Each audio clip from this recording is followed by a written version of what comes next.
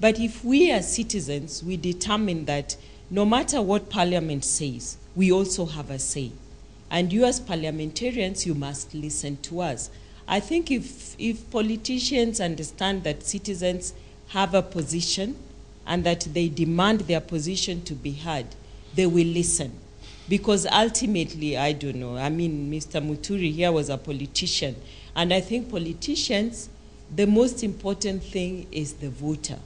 And we as citizens, we must realize we are the voters. We are the ones who put these people in Parliament. And how we mobilize ourselves to make sure that all these fears about Parliament scuttling the process does not come to be. Because if Parliament listens to us, I don't think that they will scuttle the process. In fact, my view is that one of the reasons that Parliament so far, parliamentarians have not been very vocal and polarized about the debate is because of the post-election violence. I think we have to give them due credit. They understand that the country is fragile and they don't want to be the ones throwing, throwing rocks in the glass house. They really have tried. And it is up to us as citizens to take advantage of what they are going through and make sure that we hold them accountable in this debate. Right. Megona, let me come to you. It would seem, though, that in some instances MPs will take part in formulating a law. And once the results of that law come out, they start complaining about the end result of that law. Let me give you an example. Constitution of Kenya Review Act, the body under which now we have all this stuff. Mutava Musyimi comes up and says, well, we don't have enough time. But he passed that law. William Ruto, part of this negotiating team that set up the Waki Commission, complains about the results of that particular body. That is a trend that seems to be very present in Parliament. That's a bit of a problem, isn't it? Well, the parliamentarians are human beings, and parliamentarians have a right to change their minds if they feel that is legitimate. I don't know if Musyimi passed that law. Just because he's a member of parliament does not mean he was in the house when the law passed. But assuming he did, in his job description to be in parliament. Assuming he did, then it would be wrong for him to complain later if in fact he endorsed that specific provision. What I can say about that section 32 is that the people complaining about it are way off the mark. 30 days is a very long time to read a 163-page document in bold print. And for somebody to say that, especially these people who are fairly learned, to say that they didn't have the opportunity to read it when they had copies is mischievous. I think I could understand for someone in far-flung places who may not have received copies to complain that maybe they should be given some extension to submit their comments in the event they have comments. Regarding the Waki report, I was actually stunned because that was a smaller group. They could have stopped whatever it is that was being suggested, and they are now taking a stand just based on the fact that they don't like the recommendations, not the constitution of the commission, the recommendations.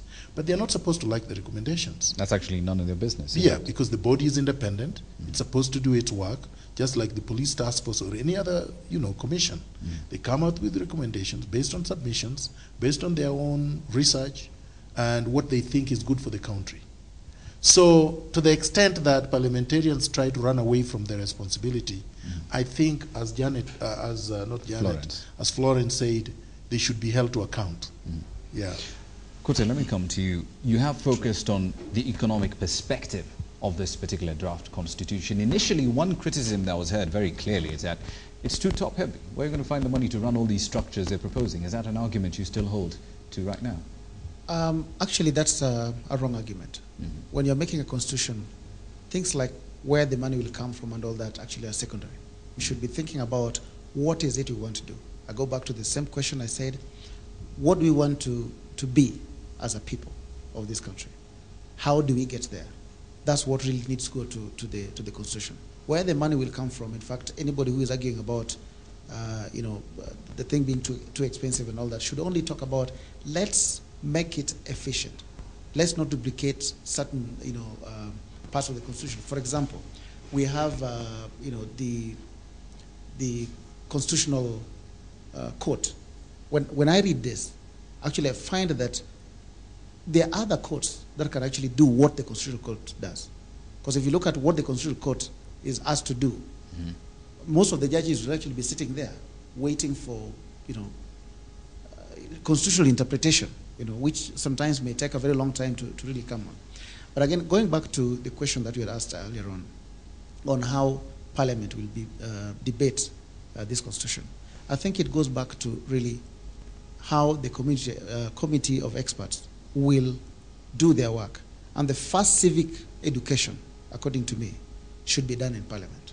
Parliamentarians should be taken through now the final draft document so that they understand from page 1 to the last page, so that when they go out there, they should be the first people who are actually educating people on what the Constitution is.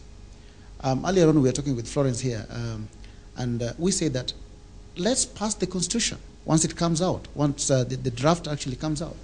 Because if later on we find out that something is wrong, we can change it. How many times have we changed the current Constitution?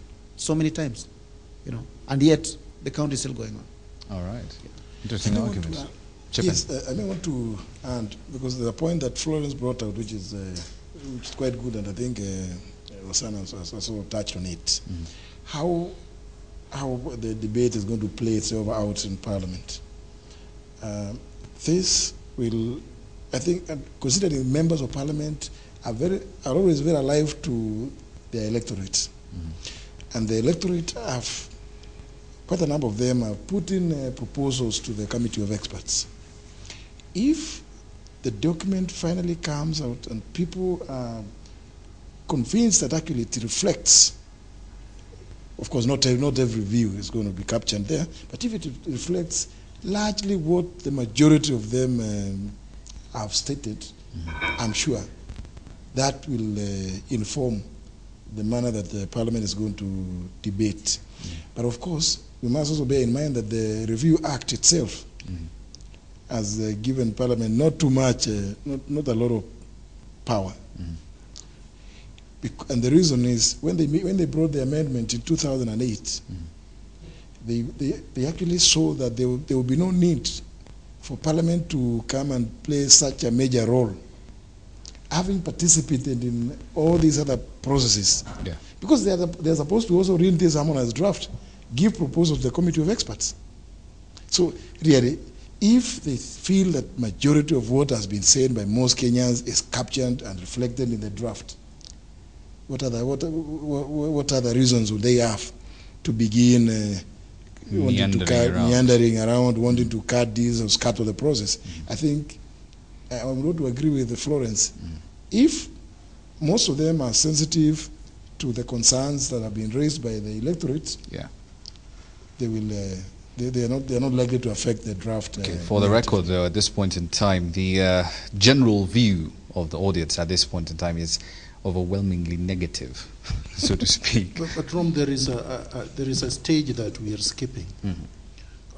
After the Committee of Experts has had its day to look at the recommendation, the matter does not just go to Parliament. No, it goes to the Parliamentary Select Committee. And it is the Parliamentary Select Committee that will look at the draft now that the Committee of Experts have looked at and see whether or not they can also make some recommendations. Those recommendations are not binding on the committee. They have weight and they will be paid a lot of weight.